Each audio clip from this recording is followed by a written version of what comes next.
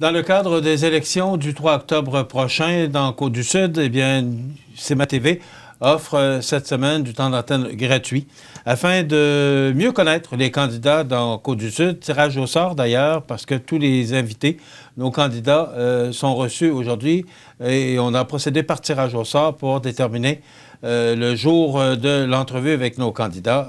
Ce tirage au sort a été effectué devant Simon Chouinard du groupe Mallette. Donc aujourd'hui, on reçoit M. Frédéric Poulain du Parti conservateur du Québec. M. Poulain, bonjour. Bonjour, M. Montminy. Comment ça va? Ça va super bien. Vraiment. Je vous ai reçu parce que vous avez été le premier à nous annoncer votre candidature au mois de mai. Alors, oui, le 11 mai. Le 11 plus précisément. Donc, vous êtes en campagne depuis le 11 mai. Racontez-nous votre expérience. Ça a été une expérience enrichissante, incroyablement. Moi, depuis le 12 mai, je suis sur le terrain. Je vais rencontrer les gens, je rencontre les entreprises, je rencontre les milieux municipaux, les milieux corporatifs, les milieux communautaires. Et ce que je dis souvent aux gens qui m'accompagnent, c'est regardez qui on est aujourd'hui.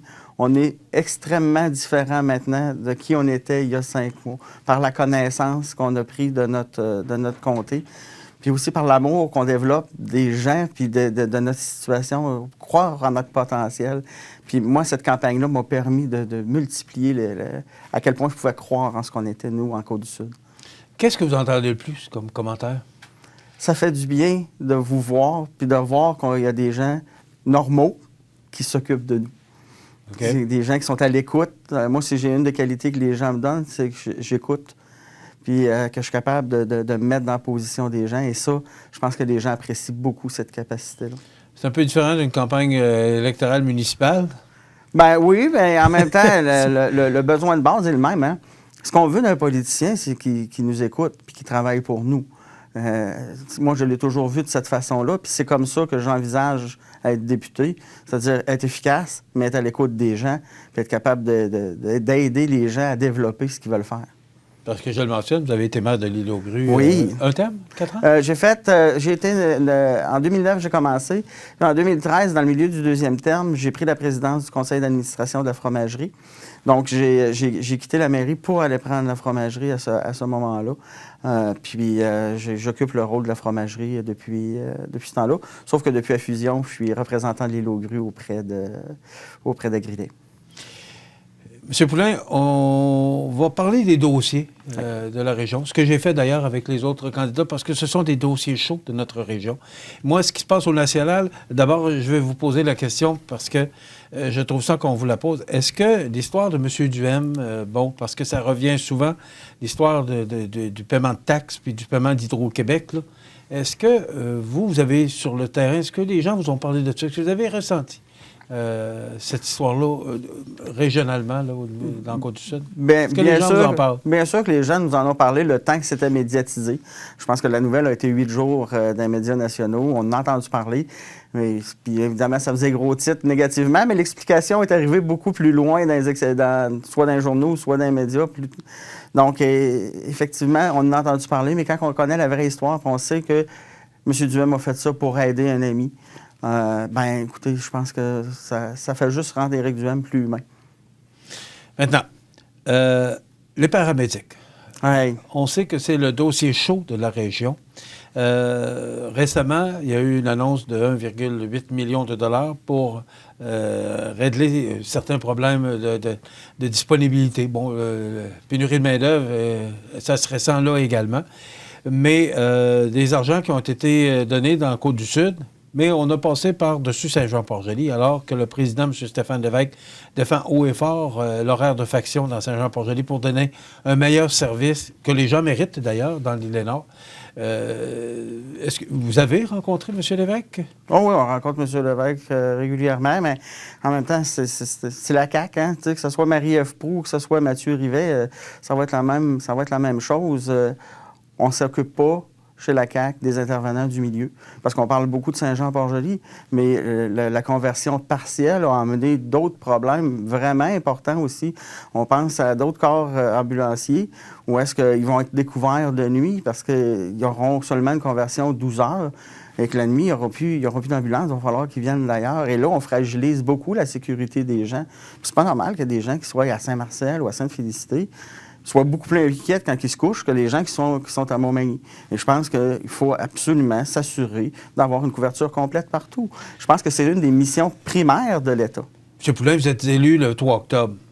Le 4 octobre, c'est quoi votre plan pour régler ce problème-là des paramédics à Saint-Jean-Port-Joli? Je pense qu'il faut mettre des gens, une équipe dédiée sur ce dossier-là et faire cheminer les demandes du comté. Bon, on sait que c'est 800 000 de plus que ça prend pour pouvoir régler l'horaire de faction de Saint-Jean-Port-Joli. Oui, mais il y a différents problèmes ailleurs. Quand on a rencontré le 6 de façon virtuelle, ils nous ont dit que c'était pas l'enveloppe budgétaire qu'ils espéraient. Et ils ont dû faire des choix. Mais je pense qu'en santé, comme une caserne de pompiers, on ne dit pas, tel village, on ne mettra pas de caserne de pompiers. On va prendre plus de temps si le feu prend. Une ambulance, c'est encore plus important qu'une caserne de pompiers. Je pense que les gens ont le droit. Vous savez, la loterie, c'est pas. La santé, c'est pas une loterie, c'est un droit. Je pense que les gens ont le droit d'être aussi confiants quand ils se couchent, peu importe l'endroit où c'est qu'ils sont sur le territoire. Et quand on se dit un parti des régions, je pense qu'il faut inclure toutes les régions, y compris le sud de notre comté dans nos régions. Il y a des gens là-bas qui vivent, qui développent, qui font de l'économie. Il faut les traiter avec la même considération que s'ils étaient à Montmagny ou sur le bord du fleuve. Médecine vétérinaire. Oui. Vous étiez à la marche qui a eu lieu le 11 septembre dernier. Est-ce que pour vous, est-ce que pour le Parti conservateur du Québec, c'est un dossier important? Est-ce qu'il est trop tard? Est-ce que c'est récupérable? Bon, vous êtes un agriculteur, vous connaissez bien le domaine. Est-ce qu'on peut aller... Mme Proulx, en entrevue ici, nous mentionnait que c'était déjà... la construction était déjà commencée et qu'il était trop tard. Est-ce qu'il est trop tard pour le Parti conservateur du Québec si vous êtes élu le 3 octobre? Non, pas du tout. Il n'est pas trop tard. Mais juste pour répondre à votre première question, c'est tellement important pour nous, au Parti conservateur, qu'on a inclus ça dans notre plateforme agricole et ruralité, la faculté de médecine vétérinaire à la Pocatière. Quand on se fait dire qu'il y a urgence d'agir, moi, vous savez, j'ai lu l'étude qui a été faite, qui était supposée être une étude qui incluait la Pocatière, et puis finalement, c'est révélé être un programme de formation en médecine vétérinaire à Rimouski dans lequel la Pocatière n'a jamais été considérée. Et là-dedans, il dit que ça fait 20 ans qu'on est en pénurie de main-d'œuvre, pas de main-d'œuvre, mais de vétérinaires. Fait que je pense que pour quelques mois de plus, on peut prendre le temps de faire les choses comme il faut. Moi, avec mon équipe, on est allé vérifier à Rimouski s'il y avait eu des travaux de fait. Et il n'y a rien de fait à Rimouski. Et aussi, on a vérifié sur le système électronique d'appel d'offres du gouvernement du Québec pour constater qu'à part le contrat de géotechnique, celui de l'analyse des sols, où est-ce que ça pourrait être construit, aucun autre contrat n'a été octroyé. C'est-à-dire, il n'y a pas de contrat d'architecture, de structure ou d'ingénierie qui ont été octroyés encore. Fait qu'il n'y a rien de commencé là-dessus. Fait qu'évidemment, non, il n'est pas trop tard. C'est pour ça qu'on a demandé d'avoir un moratoire sur l'octroi de ces contrats-là. Puis avec le 627 000 qui était supposé servir à faire une étude d'opportunité qui incluait la Pocatière, mais qui en fait a été un programme de formation, on demande avec la balance de cet argent-là, il reste un 275 000 dans cette enveloppe-là, que finalement on fasse une vraie étude sur la faisabilité à la Pocatière, puis qu'on évalue vraiment le potentiel de la Pocatière. Parce que vous savez, à la Pocatière, nous, on a une vision. Moi, ce que je veux, c'est que la Pocatière devienne vraiment un centre intégré d'enseignement, d'échange, tant au niveau de l'agriculture que de l'environnement. Et je pense que la faculté de médecine vétérinaire à la Pocatière serait un excellent levier pour faire ça. Et après ça, ce qu'on veut, c'est qu'on peut développer le modèle Silicon Valley, mais en agriculture. C'est-à-dire, quand on pense développement de produits alimentaires pour l'agricole, ou quand on pense robotique agricole, ou toute compagnie ou formation ou enseignement connexe à l'agriculture ou à l'environnement, notre premier réflexe, ça soit de penser à la Pocatière au Québec. Est-ce que, rapidement, il manque autant de vétérinaires vous êtes un agriculteur, là. Est-ce qu'il manque autant de vétérinaires qu'on semble nous donner comme information? Oui. Dans l'étude, c'est d'ailleurs mentionné que ça fait 20 ans que le problème de manque de vétérinaires en grands animaux est criant. Et il en manque autant que ça? Oui, il en manque. Il y a vraiment besoin d'en former. Mais ça date depuis 20 ans, ce manque-là. Fait que je pense qu'on peut prendre quelques mois pour faire les bonnes choses au bon moment. Complexe sportif en santé durable, c'est le dossier chaud de notre région Montmagny. On parle de médecine vétérinaire qui est plus dans Kamouraska, alors que le complexe sportif en santé durable, parce que la Côte-du-Sud, c'est grand. Oui. Vous avez aujourd'hui, hier, pardon, vous avez émis un communiqué en disant que c'est un manque de volonté politique. Pouvez-vous expliquer ce que... Bien, ça fait... Moi, j'ai jamais vu, depuis que je suis dans la Côte-du-Sud, une mobilisation pour un projet comme celui-là. Les élus se sont mobilisés, les entreprises se sont mobilisées, la population s'est mobilisée. Puis, ça fait un dossier qui est vraiment fort, qui est vraiment porteur, mais qui taponne sur le bureau de Marie-Ève Proulx depuis 4 ans. Et là, on est encore à l'étape où est-ce qu'il faut le déposer dans les bons programmes. Est-ce que c'est le PQI, le bon programme? Bien, ça peut être le PQI, mais c'est le PQI ou un programme qui inclut des frais récurrents pour son entretien puis son fonctionnement. Et moi, ce que j'ai trouvé aberrant, c'est qu'on prenne tout ce temps-là pour arriver à un document d'un dépôt politique, d'un document politique, au dépôt d'un document politique, pardon, qui est plus sous la forme d'une brochure publicitaire qui définit rien de vraiment précis, qui n'inclut pas les montants récurrents, et que dans sa visite Hitler, la seule visite d'ailleurs du premier ministre dans le comté depuis la campagne électorale, ça a été déposé. Le maire de Montmagny nous disait qu'il y a eu une rencontre de 5 minutes pour déposer ce document-là. Puis après ça, la principale préoccupation du premier ministre, c'était la couleur de la crème glacée, comme on a vu dans son tweet, savoir si c'était vanille, chocolat ou marbré. Bien, je pense qu'il faut vraiment dédier, encore une fois, des gens sur ce dossier-là, le faire cheminer ses porteurs. Vous savez, avec le 3e lien qui s'en vient, Montmagny a la chance de devenir une banlieue du Grand Québec. Puis je pense qu'il faut être positionné là-dessus. Puis il faut être capable de garder notre monde chez nous, pour nos entreprises, attirer nos gens pour qu'ils vivent dans notre communauté, qui contribuent à notre développement. Puis je pense que c'est très important d'avoir des infrastructures à la hauteur.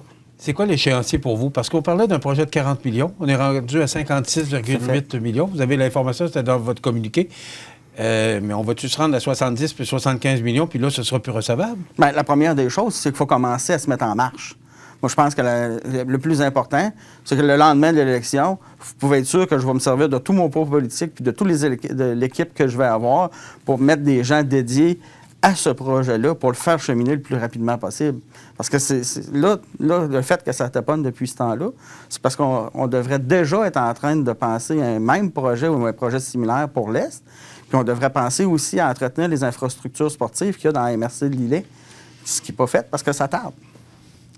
Un autre dossier chaud de notre région, on apprenait la semaine dernière qu'il y a eu une fermeture d'une garderie atypique par le ministère de la Famille du gouvernement actuel à Saint-Pamphile, alors qu'on sait qu'on connaît les besoins criants, et surtout que Saint-Pamphile est une municipalité où l'emploi est très, très fort par rapport aux industries forestières qu'il y a là. Au niveau des places, au niveau des garderies, c'est quoi votre programme là-dessus? C'est quoi votre position là-dessus? Vous savez, Michel, moi, j'ai été avisé de la fermeture avant que ça devienne public. Puis la première chose que j'ai faite, j'ai appelé le maire pour savoir ce qui se passait vraiment dans cette situation-là. J'ai d'ailleurs reparlé au maire encore ce matin pour m'assurer de l'avancement du dossier. Et je sais que les gens se sont rencontrés. C'est la modification. Vous savez, le projet de la garderie atypique à Saint-Pamphile, c'est un projet pilote de 3 ans qui devait terminer en mai. Et le projet a été extensionné de 6 mois. Et durant ce 6 mois-là, avant même que les rapports soient déposés, il y a eu une modification en réglementation qui fait en sorte que les enfants de 6-12 ans ne sont plus admissibles là-dessus. Donc, évidemment, ça change la faisabilité du projet pour les organismes de Saint-Pamphile. Je pense que les autres, ils ne peuvent pas attendre. Et ce que j'ai compris du maire à son téléphone, c'est que là, ils sont en train de s'organiser. Ils vont continuer à se battre parce qu'ils y croient, puis ils savent qu'ils en ont besoin pour leur milieu. Et ils vont travailler de concert pour trouver vraiment les solutions qu'ils ont besoin pour eux, parce qu'on le sait, dans des industries comme celle-là, ce qui est important aussi, c'est d'avoir des heures atypiques pour que les enfants soient capables d'être gardés dépendamment des corps de travail des parents. Puis aussi, il faut faciliter la vie aux parents, pour s'assurer que les parents n'aient pas toujours une ronde de lait à faire pour aller chercher leurs enfants, peu importe où est-ce qu'ils sont. Je pense qu'on avait un beau projet là-bas. Au niveau des garderies ou des places, parce qu'on sait qu'on a besoin d'un nombre innombrable de personnes qu'on a besoin de places, là. Est-ce que vous avez un programme là-dessus? Bien, dans le programme du parti, nous, ce qu'on propose, c'est de donner 200 $ par semaine par enfant, s'assurer de faire suivre l'argent de l'enfant, puis simplifier aussi la façon dont, en région, on peut administrer des systèmes de garde. Ça prend des systèmes de garde reconnus, c'est évident, mais il faut simplifier la façon de faire, parce que Je pense pas, puis je suis convaincu de toute façon que la façon de faire à Montréal a besoin d'être appliquée à Saint-Pamphile ou dans n'importe quel autre village du Sud. Ce qu'on a besoin, c'est un moyen de pouvoir faire garder nos enfants sécuritairement, puis permettre aussi à ces gens-là, les parents, vous savez, très souvent... On parle de Saint-Pamphile parce qu'on a fermé, on a fermé cette... Il y en a plusieurs. C'est à la grandeur du comté. Oui. C'est un des très gros sujets chauds. Et vous savez que souvent, évidemment, c'est les femmes qui restent à la maison, qui mettent leur carrière en pause, dans un contexte de pénurie de main-d'œuvre, mais aussi de sécurité, de développement. Puis je pense que c'est très important de pouvoir donner une chance égale à tout le monde, de pouvoir retourner sur le marché du travail. C'est dans votre plateforme électorale? Tout à fait, tout à fait. M. Poulain, c'est déjà terminé. Il vous reste quelques secondes pour vous adresser à la population. Bien, écoutez, moi, j'ai été nommé le 11 mai et depuis le 12 mai, ça fait 4 mois et demi maintenant que je suis sur le terrain. Je suis allé chez vous, je suis allé vous rencontrer, je suis allé vous écouter, prendre le pouls de ce que vous avez à dire, tant que vous soyez au niveau privé ou au niveau municipal. Et moi, ce que je veux dans les prochains mois, c'est de travailler avec vous, puis de vous représenter auprès du gouvernement. Je ne veux pas être celui qui va représenter le gouvernement auprès de vous. Et je pense que pour ça, vous devriez voter Frédéric Poulain. M. Poulain, merci beaucoup. Ça fait On va vous souhaiter une bonne fin de campagne et bonne chance pour le 3 octobre. Frédéric Poulain, candidat pour le Parti conservateur du Québec. Je vous rappelle que ce temps est offert gratuitement à tous les candidats dans le Côte-du-Sud pour nous permettre de mieux connaître les candidats pour la prochaine élection, le 3 octobre prochain. Demain, on recevra le dernier candidat dans le Côte-du-Sud, M. Sylvain Lemieux, du Parti libéral du Québec.